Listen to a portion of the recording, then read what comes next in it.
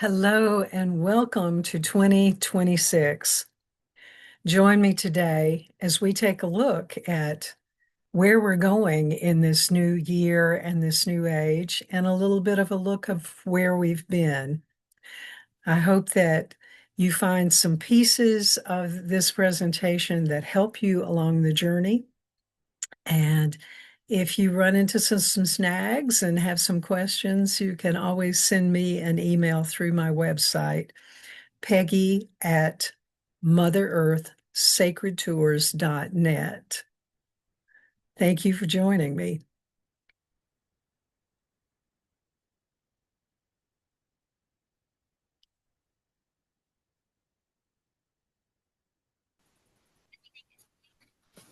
So, welcome everybody. This recording is a part of my weekly meditation group. If you're watching it on YouTube, that just know that we're doing that with the meditation group. And if you have any comments or questions, if you're watching on YouTube, please, post those in and I'll try to follow up on those kinds of questions as well.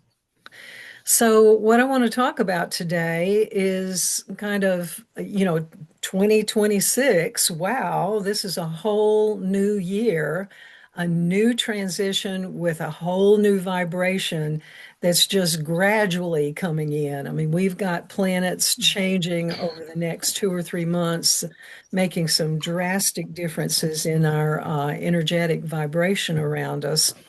Um, and I would, typically folks do intentions and planning and things on New Year's Day and things. The energy out there is still pretty rocky and will be for a few more days. And I would urge you, instead of putting a lot of time and energy into thinking about new directions, new objectives, new ideas, to kind of put those to the side for a few days, for a week or so, before you really jump into that, because I think you might find what you come up with today may not feel right 3 or 4 days from now. And of course, we've got a new moon coming January 3rd. I'm sorry, not new moon, but full moon coming in January 3rd, bringing a whole different set of energies in with us too. So, well, let me start with this slideshow. And I hope that all of you can see it. Let me move it just a bit so I can work with it a little easier. So, what I'm going to talk about today is the coming age of Aquarius, and I'll show you how that fits into a much larger cycle. We also talk about it being a dimensional change. We are in a 3D world right now, but many of us are partially transitioning to a four-dimensional energetic body because we're going to go into a fifth dimensional body probably by the time we fully move into Aquarius. And so we're not going to jump from third to fifth. We're going to do a little transition across. And you may find that many, many, many aspects of your life are not the same as they were a week ago, a month ago, a year ago, because we are really in that transition from three-dimensional vibration within us to a four-dimensional vibration within us that will move on to yet another level over time. So I want to talk about the Age of Aquarius and linking with our soul memory and our soul's purpose. So let me move my mouse here so I can more easily click this. So the reality is, archaeologically, I mean, this is part of my educational background, looking at archaeology. Anthropology was one of my undergraduate majors. So for about 300,000 years, we have evidence that our ancestors observed the planets and the moon and the sun and looked at the changes that were coming about and made decisions based on those changes. So how has that movement, affected our lives? Well, if we choose to live in harmony and pay attention to the placements of the planets rather than ignoring where they are, we may be able to move more smoothly through the changes that come about. How many different people over the years have said, nothing is certain but change. And that's absolutely true. So we can flow with change or we can resist change. It's our choice, but it's probably going to be easier if we make an attempt to flow with the change. So the zodiac calendar that I'm going to talk about in a few minutes is an astrological period of about 26,000 years. So it's broken into the zodiac cycles of approximately 2,160 years. These are very fuzzy. There's no absolute that it's exactly 2,160 years or exactly 26,000. It's roughly in there. This is not just especially if you think astrology is woo-woo. This is real. This is based on the precession of the equinoxes of our planet in a backward movement relative to the fixed stars.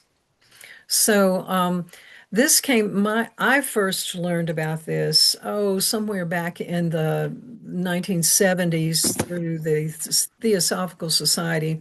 However, this is something that all indigenous people across the planet know about, have talked about. So this is something that lots of people have known about. We just haven't known about it in the Western world for very long. So this rotation through here is similar to what we do with our waking state. Essentially, we don't exactly follow this, but essentially, daytime is our active, working, moving around time, and after dark is when we go to sleep. And that's kind of how this rotation works. It's a larger movement, similar to that waking state. And one of the ways that you can look at it is calling it one half of it cosmic night and one half of it cosmic day. So we are right here, smack in the middle, in transition from cosmic night to cosmic day. So we're going to talk about what that means and some of the history about where we've come from. This is a really important transition that we're in, and clearing our generational trauma, clearing our past life trauma, and clearing what we've been doing for this lifetime is all of those are very important things to do. So, the earth, is our home. Mother Earth, Gaia. She's our comfort. It's where we live, and she gives us nourishment. She gives us an identity as a person of Earth and a sense of belonging.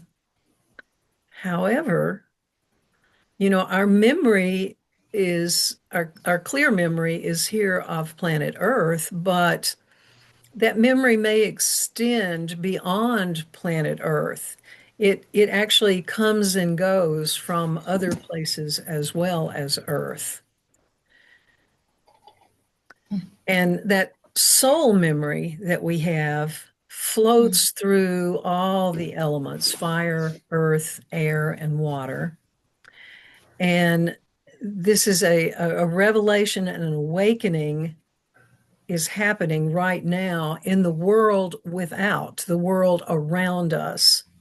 But it's fueled by our inner work and our own personal awakening.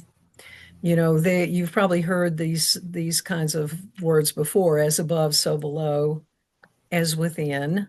so without, as the universe, so the soul. So we are not just wandering around, what we do and think and talk about impacts where we are and what we're doing. Celtic spirituality says that the natural world is alive. It gives us information, it gives us wisdom. The natural world, nature, Hmm. counsels us if we will pay attention to it. And there is a non-human world, non-human in the physical form that we know about. Celtic spirituality calls it the other world. And, beings from the other world interact with us. Sometimes they're called angels or guides or magical realm or ascended masters. It's what we call them is not so important, but to notice that it's happening.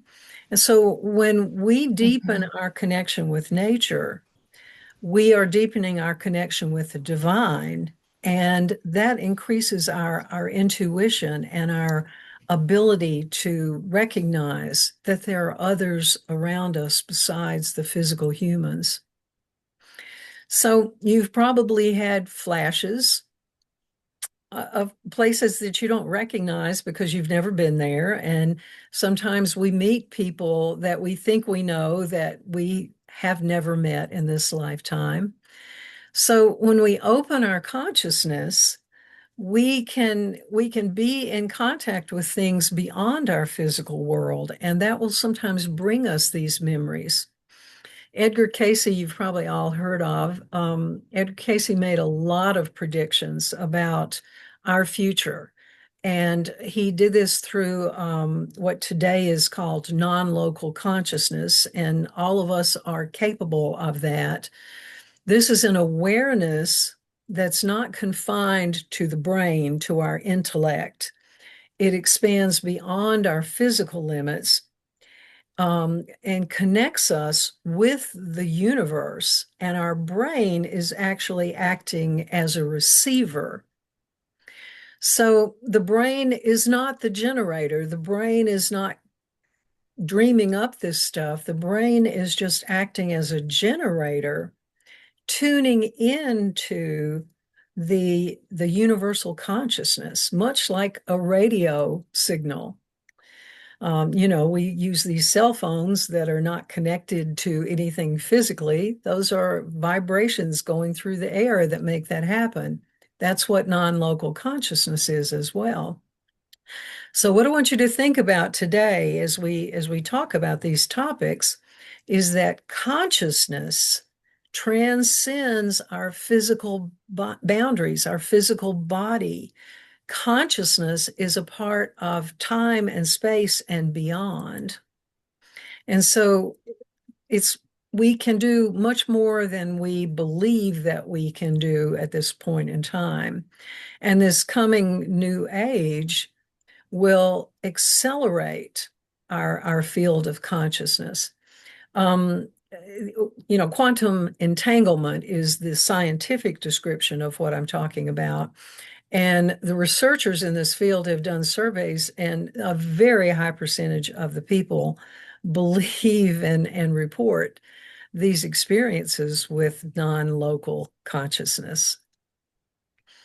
So, listening within, listening within is the key, trusting yourself, and then being grateful to the cosmic, to the divine, for whatever your experiences are, positive, negative, happy, sad, but grateful for the experience, for the journey, and for the strengths that we learn as we go through these experiences. So, our ego, of course, tells us that we are in charge of our destiny. It's a lie. We really are not in charge of very much. Our thinking can change our direction, but there's a greater plan out there. And as we deepen our spiritual connection, we realize that there are cycles and vibrations that can help guide us through the paths where we need to be. The things, now, it doesn't mean that we're going to always have everything wonderful, happy, and never run into a problem. Those problems are really important because they help us grow. And so, one of the phrases that I always use is, I want XYZ to happen, but only if it's the will of the highest. And if you keep saying that, you'll find that even these icky places that you get into, if you keep saying, if this be the will of the highest, you may be able to get through it with an understanding that there was a lesson there in this painful experience. So we are consciously or unconsciously weaving our lives all the time with a variety of cycles. Those unseen beings, those guides, are there just waiting for us to ask for help. But we have to take the step. We have to ask for help. We have to say, I don't know what I'm doing here. Help me, guide me, show me, divine light, tell me what to do. Push me one direction or another. And that's not to just sit and stalemate with it. I, I've often said, okay, I'm not getting a clear message here, so I'm going this way. I'm taking a step this direction. If that's not where I need to be going, put up a barrier and show me how to turn and do it a different way. But we have to make some changes as we go about. And sometimes we follow that inner voice. Sometimes we don't hear the inner voice. But asking for help when we don't understand what to do is a big, big portion that can help us. So today, as we look at some of these stories you may not have heard before, so look at it with an open mind and look at it from your heart and look at the cycles that come about. So I want to talk just a little bit about Edgar Cayce. He talked about some dramatic earth changes and moral awakenings happening starting, well, now into 2027 and beyond. And he said this is a cycle that will begin in the West. Now, much of his predictions apply to, are about the United States, but we are also interconnected in the world that finances, productivity, peace, and war, and all sorts of things blend us across. So we're not limited to this happening just to us. And he talks about this being America, okay, which is pretty egocentric because, hello, America is Mexico, the United States, and Canada. But I'm going to use the language of America in here because it does apply in a broader perspective. Um, Many people, now he died in the 1940s, but people have continued to look at his predictions, and many say that what he talked about was destruction. Well, he made it very clear that this may look like destruction, but it is a prelude to transformation. He also said something that I've said to you many times. We're here at this time for a very important reason. Our souls called us in. So, he said that some people who are here at this point in time will do some work here, some foundational work, and move on, leave the earth.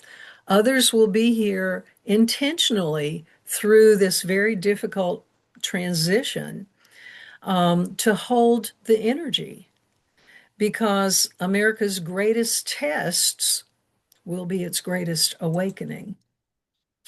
And so our coming age of Aquarius is often described as a threshold or an initiation.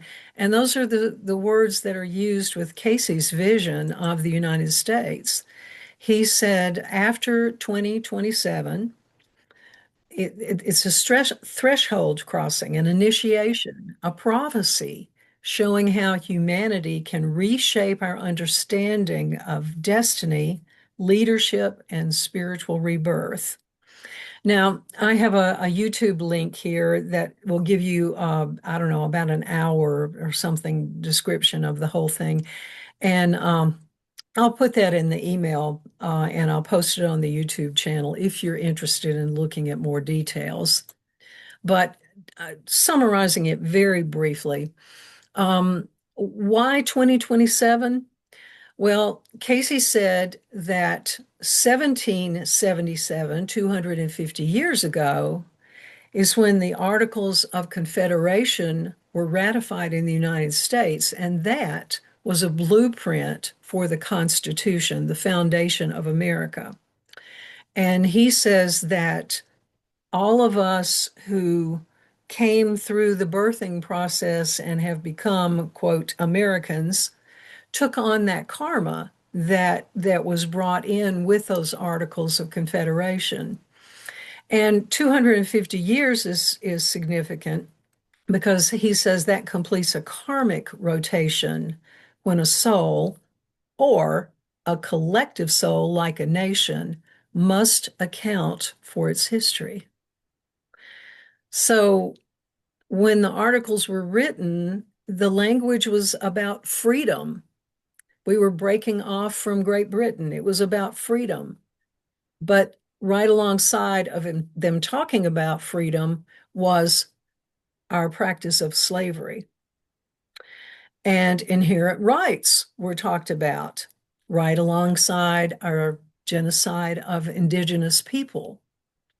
So they're not just contradictions, but the vibration that the American collective soul agreed to engage. He also said we could have corrected these things over time, and if we didn't by 2027, our time would have run out.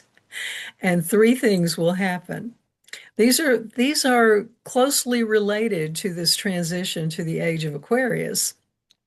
He said the land itself would respond to shifts in collective consciousness. Institutional collapses will happen because the structures that our institutions are built on, businesses, anything that we call institutions in our Western culture, were built on principles of force, of control, of extraction. And those energetic frequencies become impossible to sustain as our collective vibration raises. And the third is a spiritual awakening. Now, if you're watching this, you're already in the middle of a spiritual awakening of some level, of some sort. And Casey said that 2027 would force millions of people to begin to recognize that they're multi-dimensional and just temporarily in human form. And so there's awakening of that spirituality that comes about with it. So he did not predict just random geological disasters. He said the land specifically will respond to human consciousness. And as we raise our vibration, the physical land has to change. So, and this is based on the fact that the earth has consciousness. It's a living being and it absorbs our emotional and spiritual imprints. So Casey said the destruction, not random destruction, but destruction will happen where violence has soaked into the soil, where greed has poisoned the water, and I would add the air, where exploitation has fractured the energetic integrity of the land. We're seeing that all over the world, not just in the United States. So the point here is not to prepare for this in panic, But with wisdom, understand there are changes happening starting as right now in 2026. I mean, we've seen changes in 2025 that we maybe don't like. The changes will continue, but to approach it consciously with wisdom. We co-create the new era with our intentions, our beliefs, and our awarenesses.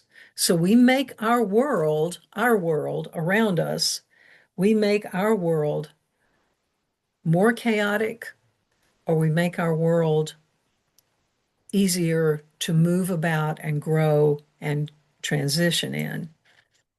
So, with a dedication to truth and justice, tempered with love, compassion, and forgiveness, we can begin to learn how to live from the heart, not live from the mind, not live from money making in the world around us, but making our decisions and our activities based on heart-centered approaches. So let's look at a broader perspective of where we've been and where we're going and some of the stories that go with that. So we're going to travel back in time a little bit, looking at some of the origins of these. So I find it interesting. I follow archaeology quite a bit. And in the last 5 years, we have discovered more human habitation in the 36,000 year range than we have in the last 100 years. And so that's an important thing to remember, that we are finding more about things that happened way back before. We're not finding much archaeological evidence of the time when we were in cosmic day. I think because things are very different then, and we as a culture today would not understand that.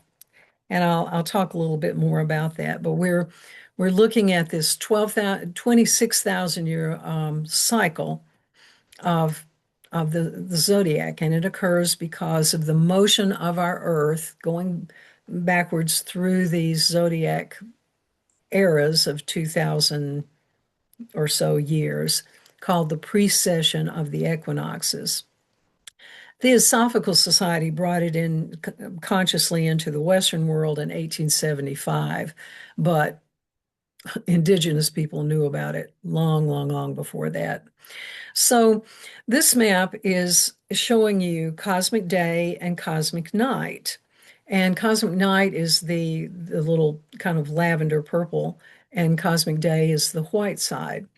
And if you look at this was a period as we came out of cosmic day, we were very much in matriarchy and carried it over through a couple of ages, and then gradually moved into patriarchy where we are today. So I'll you'll get to, I'll send you, those of you that are in the meditation group, I'll send you the slides so that you can look at this if you want to more closely. But the moving from cosmic day into cosmic night, the age of Leo came about. This is Göbekli Tepe, you've probably heard of, was created right about that transition time. And then we moved to the next stage where there was evidence of farming, specifically in Ireland. And then moving into Gemini, we're kind of moving out of matriarchy.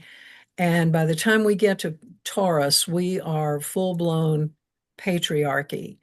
Aries is when the Celts moved into Europe, and it was, the ending of Aries is where the ancient Egyptian culture came to an end and totally changed.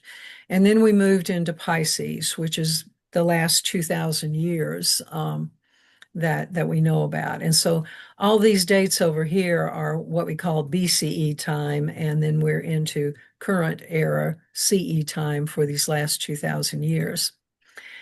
And where we're going now is Aquarius, like from today or 2030 or 2050 or 2100, somewhere in that timeline, we fully transition into Aquarius for another 2000 or so years. So, just briefly going back through these ages, the age of Leo was the end of an ice age, and the climate warmed, and the sun became the focus. People worshiped the sun, worshiped lions. The glaciers were retreating because the temperature is rising and sea levels are rising.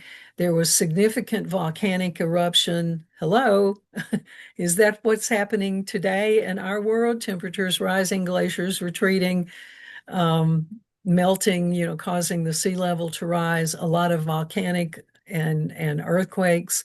Yeah, that's what's happening today, as we leave cosmic night going into cosmic day. So there was a shift in this timeline from nomadic hunting to permanent settlements and a rise of agriculture.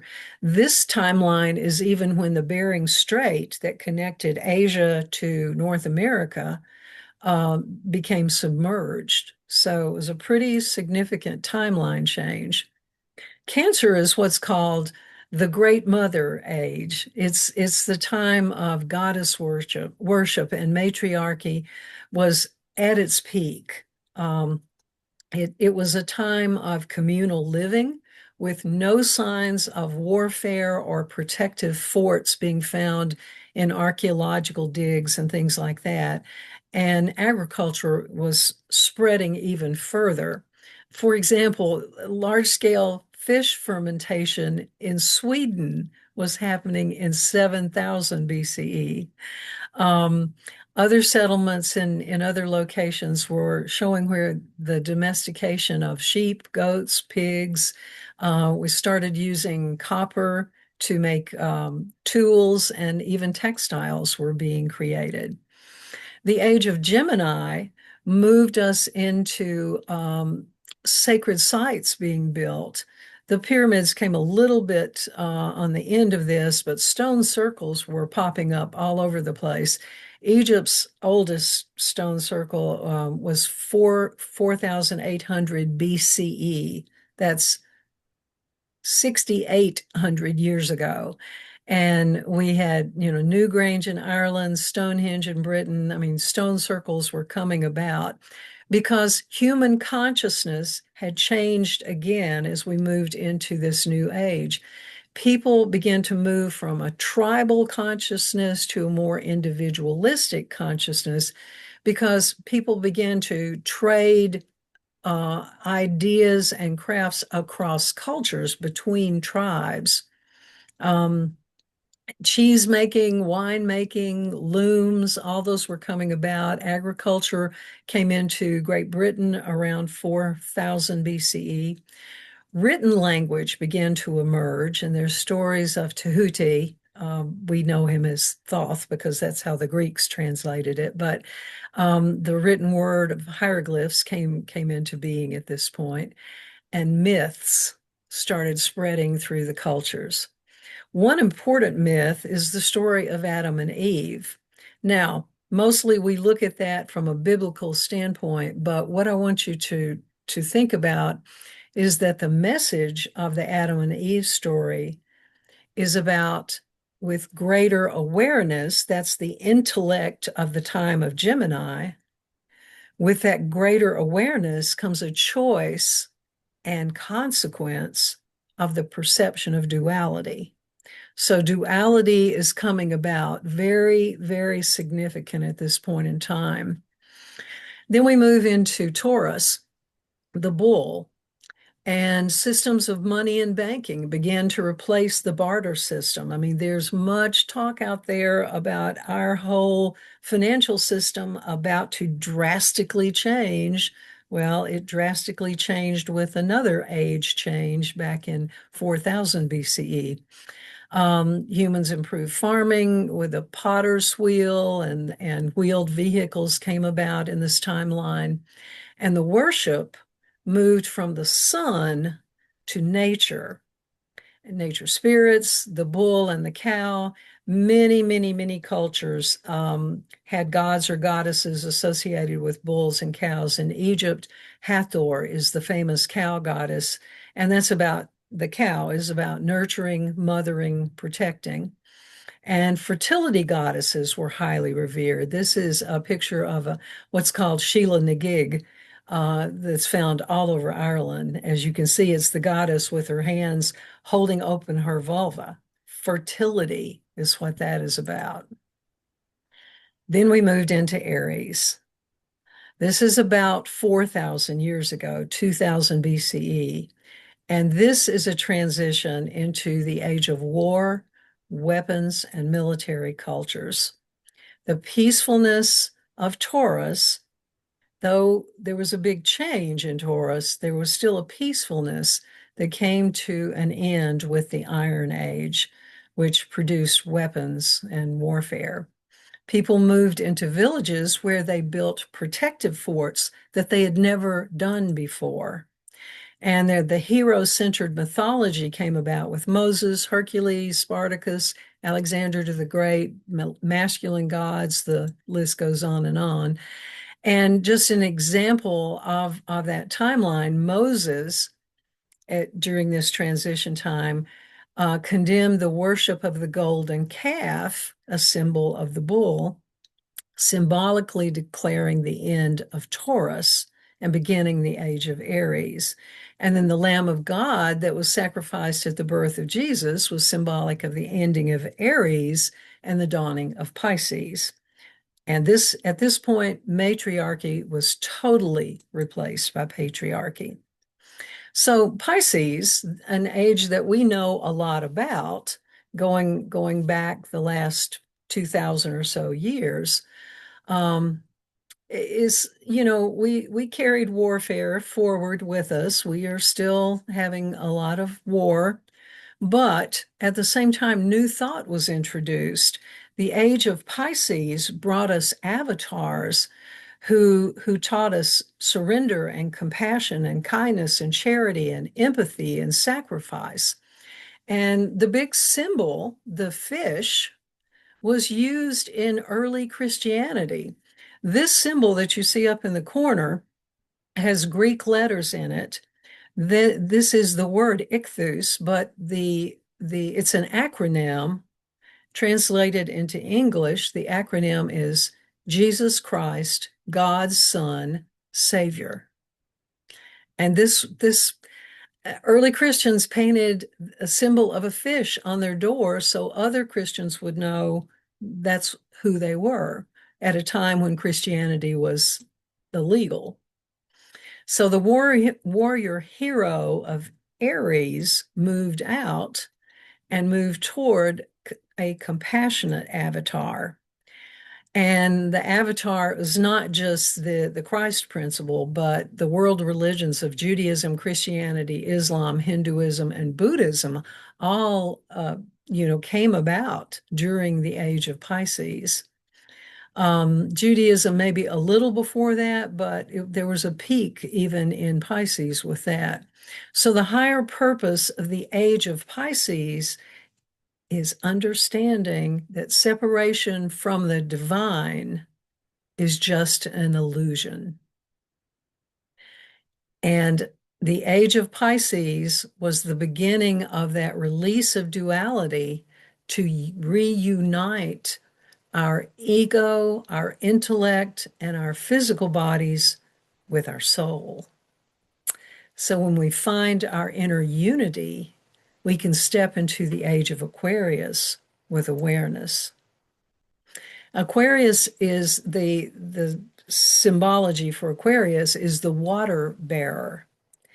And we are on the cusp of this. We're still in a period of duality, but we're getting to the point where we can begin to remember who we truly are. And we have an opportunity to step into our spiritual path and begin to unwind those deeply woven threads of division, of greed, of trickery, of deceitfulness. And so when our ego finally begins to blend and harmonize with our soul memory, we can access these higher values of Aquarius: humanitarianism, knowledge, reason, innovation, and people who function from the heart, working toward the greater good. So as we move from Cancer and matriarchy, we moved away from a closed tribal society and began to interact with others and cooperate with others toward a common good. But, in that transition, we forgot how to be kind and how to be of service to others.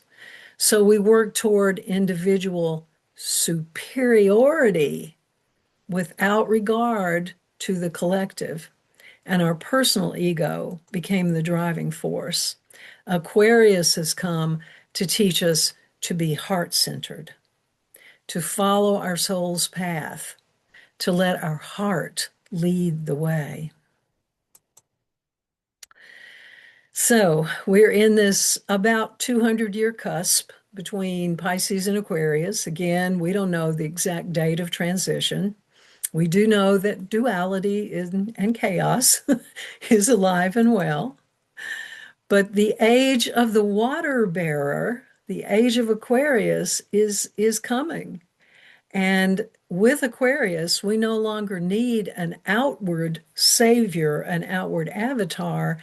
The age of Aquarius is the water bearer where we carry our own awakening. We become responsible for functioning from the heart.